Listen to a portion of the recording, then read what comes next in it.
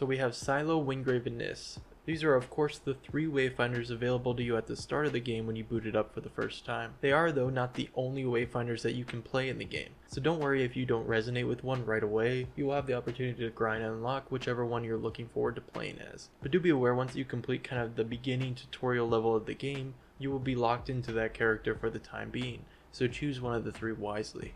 In this video I'll break down each of the 3 Wayfinders you can select and let you decide which one you want to play as when you start the game. So without further ado, Silo. A little bit of backstory on Silo.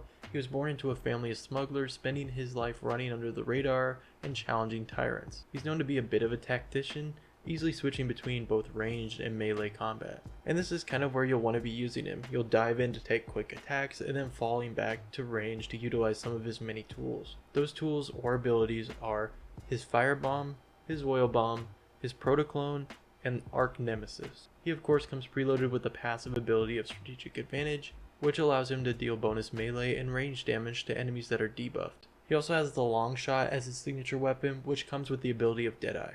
Deadeye is essentially a crit multiplier where 3 weak spots appear on an enemy while using the gun, and hitting these weak spots will result in guaranteed crits and high damage. Silo is a great choice for the versatile player, one who likes a mix of both ranged and close-up gameplay, as well as those who enjoy using utility to your advantage. The next Wayfinder I'll be going over is Wingrave. Wingrave is known as the Seeker. He is a Templar fitted in Spellforged armor that is sustained by his faith in the Architects. Wingrave will really be your choice if you enjoy up close and personal combat. He's also a natural healer seen by his abilities, but also excels in great defense. Speaking of those abilities, he has Righteous Strike, Radiant Pulse, Judgment, and Divine Aegis.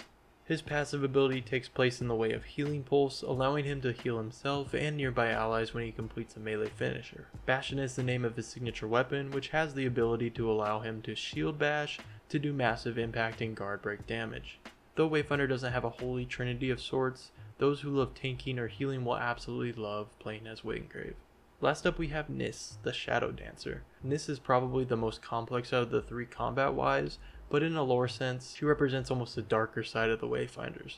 When Niss and her clan challenged the Precursors, her family was wiped out and Niss escaped. She doesn't care at all about humanity and swears to get revenge on those who've wronged her. In short, Niss is your fast-moving DPS character that you would want to use. She uses blades alongside her Cloak of Shadows to make quick and devastating attacks. A lot of these attacks come in the form of her abilities like Shadow Step, Umbral Aura, Vengeful Shade, and Gloom Shroud.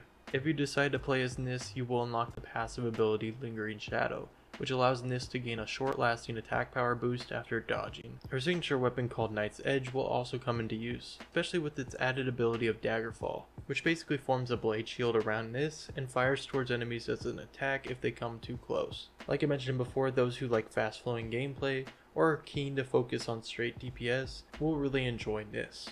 Which one of the 3 will you be choosing? Let me know in the comments below, but also feel free to leave a like and subscribe if you enjoyed the video. But until the next video, I will catch you all later.